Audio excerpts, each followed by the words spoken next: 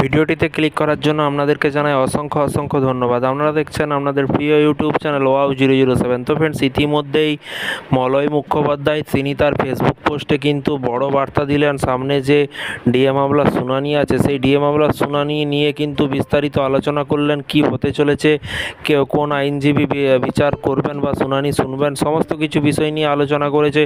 ভিডিওটি সম্পূর্ণ দেখবেন। চ্যানেলে যারা এই ভিডিওটি প্রথম দেখছেন অবশ্যই চ্যানেলটিকে সাবস্ক্রাইব করে পাশে থাকা বেল আইকনটিতে প্রেস করে রাখতে ভুলবেন না। তো চলুন দেখে নেওয়া যাক মলয় মুখোপাধ্যায় কি বলেছে, এক নজরে দেখে নেওয়া যাক।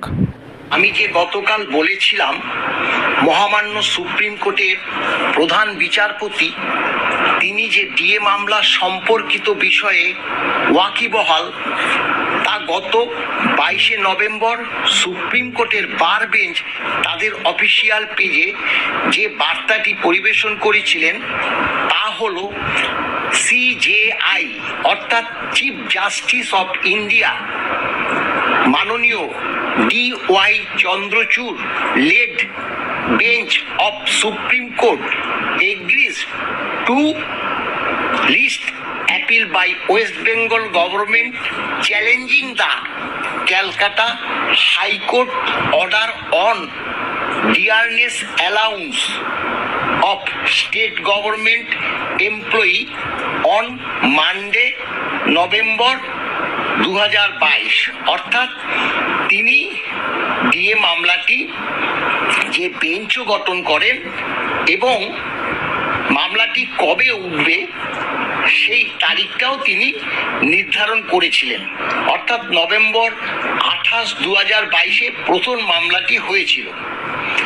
এখানে দেখুন সিনিয়র অ্যাডভোকেট হুজেফা আহমাদি তিনি বলেছিলেন দিস হ্যাজ হিউজ ফিনান্সিয়াল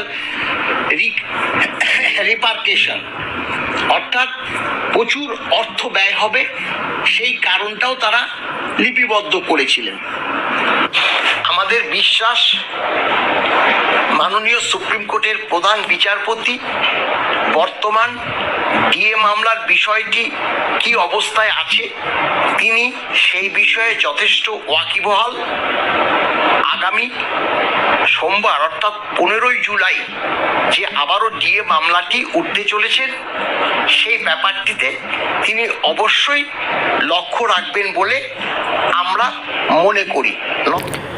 তো ফ্রেন্ডস, এই ছিল আজকে একটি ছোট্ট আপডেট। এই ধরনের প্রতিদিন সরকারি কর্মচারীদের আপডেট পেতে, সরকারি কর্মচারীদের ডিএ, বেতন বৃদ্ধি যোজনা, প্রকল্প, ছুটি, বিভিন্ন রকম সরকারি আপডেট পেতে চ্যানেলটিকে সাবস্ক্রাইব করে পাশে থাকা বেল আইকনটিতে প্রেস করে রাখতে ভুলবেন না। আবার দেখা হবে নতুন কোনো ভিডিও নিয়ে। এখনও পর্যন্ত যারা চ্যানেলটিকে সাবস্ক্রাইব করেননি অবশ্যই চ্যানেলটিকে সাবস্ক্রাইব করে পাশে থাকা বেল আইকনটিতে প্রেস করে রাখতে ভুলবেন না।